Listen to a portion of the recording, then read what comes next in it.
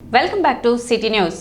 పంటలకు కనీస మద్దతు ధర చట్టం చేయాలని కోరుతూ జనవరి 17న విజయవాడ ధర్నాలో రైతాంగం పాల్గొని జయప్రదం చేయాలని ఆంధ్రప్రదేశ్ రైతు సంఘం జిల్లా ఉపాధ్యక్షులు ములక శివశంబిరెడ్డి తెలిపారు.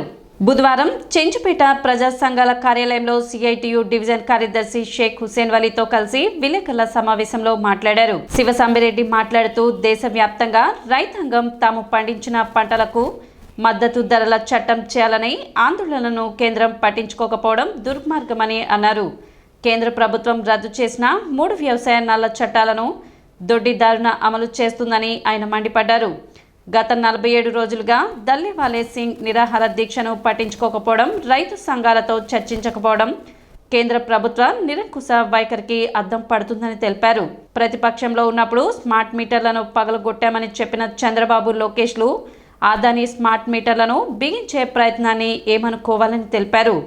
జంపని చిన్నరావురు మధ్య రైల్వే గేటును పునరుద్ధరించాలని, పెదవడ్లపూడి హైలెవెల్ ఛానల్ ఎత్తిపోతల పథకానికి కోట్ల నిధులు మంజూరు చేసి 26,000 ఎకరాలకు సాగునీరు అందించే విధంగా తదితర డిమాండ్లతో జనవరి 17న విజయవాడ అలంకార్ సెంటర్లో 10 గంటలకు జరిగే ధర్నాలో పాల్గొనాలని ఆయన కోరారు. పంటలకు కనీస మద్దతు ధర చట్టం చేయాలని రైతాంగం ఆందోళన చేసింది. 3 వ్యవసాయ నల్ల చట్టాలని రద్దు చేయాలని గతంలో దాదాపు 13 నెలల పాటు రైతులు తీవ్రమైన ఆందోళన దీక్షలు చేశారు. 2021లో ప్రధానమంత్రి మోడీ పార్లమెంట్లో ఈ చట్టాలను రద్దు చేస్తున్నట్లు ప్రకటించారు. అవే చట్టాలని నవంబర్ 25 నుంచి మళ్ళీ దొడ్డిదారిన అమలు చేసేందుకు ప్రభుత్వం ప్రయత్నిస్తుంది. ఇది రైతాంగానికి తీవ్రమైన ఆందోళన, ఆవేదన కలిగిస్తున్న పరిస్థితి. రైతు పండించిన పంటకు కనీస మద్దతు ధర ఉంటే రైతులు అప్పుల బారి నుంచి, అట్లాగే ఆత్మహత్యల నివారణకి ఇవి తోడ్పడతాయి అనేది వ్యవసాయ శాస్త్రవేత్తలు, నిపుణులు పేర్కొంటున్నారు. కానీ ప్రభుత్వం దీన్ని పెడచెవిన పెట్టి మార్కెటింగ్ వ్యవస్థను అంతా కూడా, అంటే మండీల్ని, మార్కెటింగ్ వ్యవసాయ మార్కెట్లన్నింటిని కూడా ప్రైవేటీకరణ చేయటం ద్వారా వ్యవసాయాన్ని, రైతాంగాన్ని నడ్డి విరిచేందుకు తీవ్రమైన ప్రయత్నాలు చేస్తుంది. ఇది కానీ అమలు జరిగేట్లయితే మొత్తం వ్యవసాయం అంతా కూడా కుప్పకూలే ప్రమాదం ఉంది. అందుకని అఖిల భారత రైతు సంఘం, అనేక రైతు సంఘాలు కూడా ఈ యొక్క మార్కెటింగ్ వ్యవస్థని రద్దు చేసే ప్రయత్నాలని తిప్పికొట్టేందుకు ఆందోళన చేస్తున్నారు. ఈ నెల 17వ తేదీన విజయవాడ అలంకార్ టాకీస్ ధర్నా చౌక్ సెంటర్లో కూడా ఈ సమస్యల మీద రైతాంగం ధర్నా చేయాలని రైతు సంఘం నిర్ణయించింది. సంక్రాంతి పండుగ సందర్భంగా ప్రయాణికుల సౌకర్యార్థం ఏపీఎస్ఆర్టీసీ తెనాలి డిపో ద్వారా ప్రత్యేక సర్వీసులు నడుపుతున్నట్లు డిపో మేనేజర్ రాజశేఖర్ తెలిపారు. బెంగళూరు, హైదరాబాద్, విశాఖ తదితర ప్రాంతాల నుండి డౌన్ సర్వీసుల ద్వారా సాధారణ ఛార్జీలను వసూలు చేయడం జరుగుతుందని తెలిపారు. అలాగే ముందస్తు రిజర్వేషన్ సౌకర్యం కూడా ఉందని, ప్రయాణికులు ఈ అవకాశాన్ని సద్వినియోగం చేసుకోవాలని ఆయన కోరారు. ఈ సంక్రాంతి సందర్భంగా ఏపీఎస్ఆర్టీసీ తెనాలి డిపో వారు ప్రజలకు మెరుగైన సేవ అందించాలనే దృక్పథంతో హైదరాబాద్ నుంచి ఆల్రెడీ స్పెషల్ సర్వీసులు సాధారణ ఛార్జీలతో నడపడం జరుగుతూ ఉంది. అదేవిధంగా బెంగళూరు నుంచి కానీ, అదేవిధంగా విశాఖపట్నం నుంచి కానీ ప్రయాణికులు కోరిన చోటు నుండి తెనాలి రావడానికి ఏపీఎస్ఆర్టీసీ తెనాలి డిపో వారు చాలా సాధారణ ఛార్జీలతో నడపబడుతుంది. ఈ అవకాశాన్ని ప్రయాణికులందరూ వినియోగించుకోవాల్సిందిగా విజ్ఞప్తి చేస్తూ ఉన్నాం.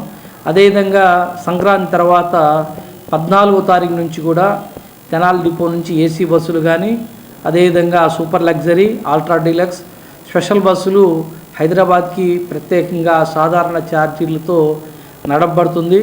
కొల్లిపర మండలం తోములూరు గ్రామంలో సంక్రాంతి సంబరాలు ఘనంగా నిర్వహించారు. గ్రామంలోని పాలకేంద్రం వద్ద ఏర్పాటు చేసిన సంక్రాంతి వేడుకల్లో మంత్రి నాదెండ్ల మనోహర్ పాల్గొన్నారు. ఈ సందర్భంగా మహిళలు వేసిన రంగవల్లులను ఆయన తిలకించారు. అనంతరం విజేతలకు బహుమతులు అందజేశారు.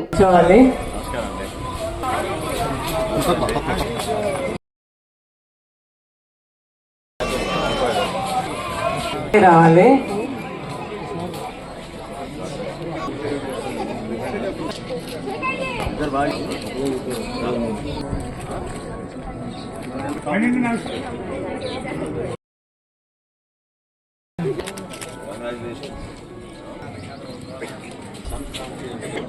వాడే కలర్స్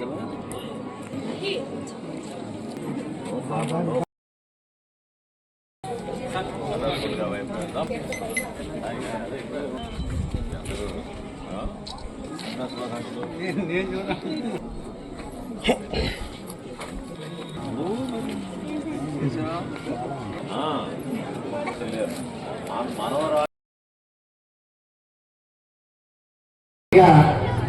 41 నెంబర్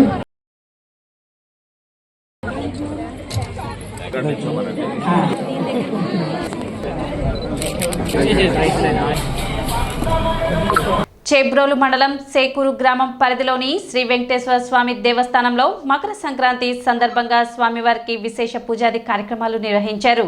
మంగళవారం సాయంత్రం స్వామి అమ్మవార్లను ప్రత్యేకంగా రూపొందించిన పడవపై వేయించేసి అర్చకులు ప్రత్యేక పూజలు జరిపి తెప్పోత్సవం వైభవంగా నిర్వహించారు. వెంకటేశ్వర స్వామి తెప్పోత్సవం వేద మంత్రోచ్చారణలు మేళతాళాలతో విశేష అలంకరణలతో శోభాయమానంగా సాగింది. శ్రీకృష్ణదేవరాయల సోదరుడు అచ్యుతరాయల సమయంలో నిర్మితమైన స్వయంభూ శ్రీ వెంకటేశ్వర స్వామి ఆలయంలో ప్రతి ఏటా మకర సంక్రాంతి పర్వదినాన తెప్పోత్సవం విశేష పూజలు జరుగుతాయని అర్చకులు నారాయణం రఘురాం తెలిపారు. ఆలయం నుండి సంగంజాగలముడి గ్రామ శివారు వరకు తెప్పోత్సవం జరుగుతుందన్నారు. కూడలి వెంకటేశ్వర స్వామిగా పేరు పొందిన స్వామివారిని దర్శించేందుకు సంగంజాగలముడి గ్రామ పరిసర ప్రాంత ప్రజలు విశేషంగా తరలి రావడం జరుగుతుందని పేర్కొన్నారు. ప్రత్యేకంగా అలంకరించిన పడవపై స్వామి అమ్మవారిని వేయించేసి విశేష పూజలు నిర్వహించడం జరుగుతుందని భక్తులందరూ విశేషంగా పాల్గొని స్వామివారిని దర్శించుకుని ఆశీస్సులు పొందాలన్నారు. దేవాదాయ శాఖ ఈవో రామకోటేశ్వరరావు మాట్లాడుతూ ఆలయంలో జరిగే ఉత్సవాలు తెప్పోత్సవం గురించి వివరించారు. ఆలయ ధర్మకర్తల పర్యవేక్షణలో జరిగిన కార్యక్రమంలో గ్రామ సర్పంచులు పాలడుగు జయనాగలక్ష్మి రవీంద్ర దంపతులు, ఆలయ వంశపారంపర్య అర్చకులు నారాయణం కృష్ణమాచార్యులు, కిరణ్, కమలాకర్, రామాచార్యులు విశేష సంఖ్యలో భక్తులు పాల్గొన్నారు.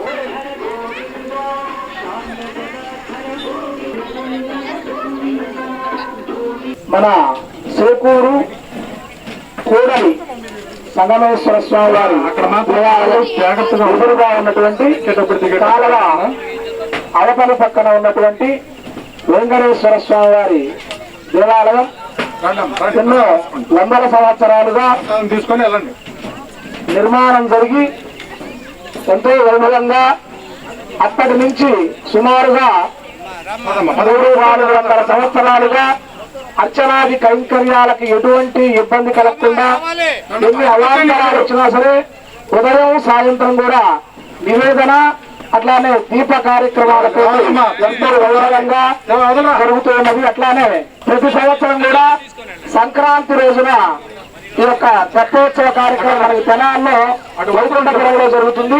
అట్లానే మనకి ఈ చుట్టుపక్కల ప్రాంతాల్లో ఒక్క మన దేవాలయంలో మాత్రమే జరుగుతుంది. చక్కగా భక్తులందరూ కూడా చుట్టుపక్కల ప్రాంతాల నుంచి అందరూ వచ్చి ఈ బ్రహ్మోత్సవం చాలా విశేషమైనటువంటిది. బ్రహ్మోత్సవం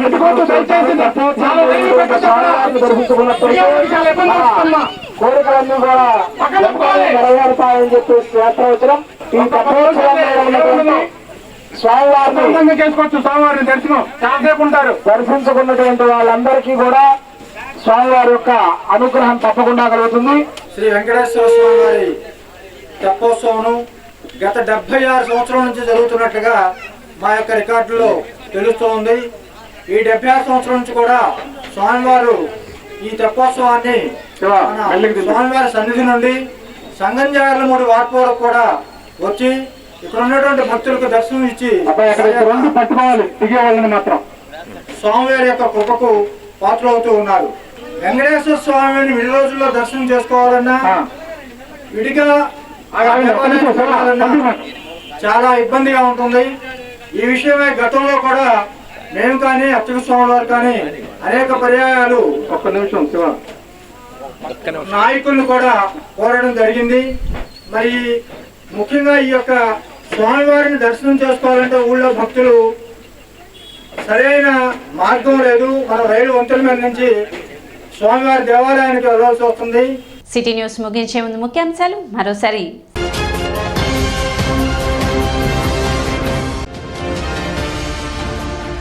పంటలకు గిట్టుబాటు చట్టం అమలు చేయాలని కోరుతూ 17వ తేదీ విజయవాడలో జరిగే ధర్నాను జయప్రదం చేయాలి.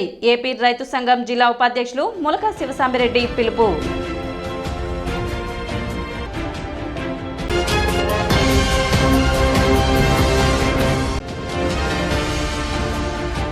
కొల్లిపర మండలం తూములూరు గ్రామంలో జరిగిన సంక్రాంతి సంబరాల్లో పాల్గొన్న మంత్రి నాదెండ్ల మనోహర్.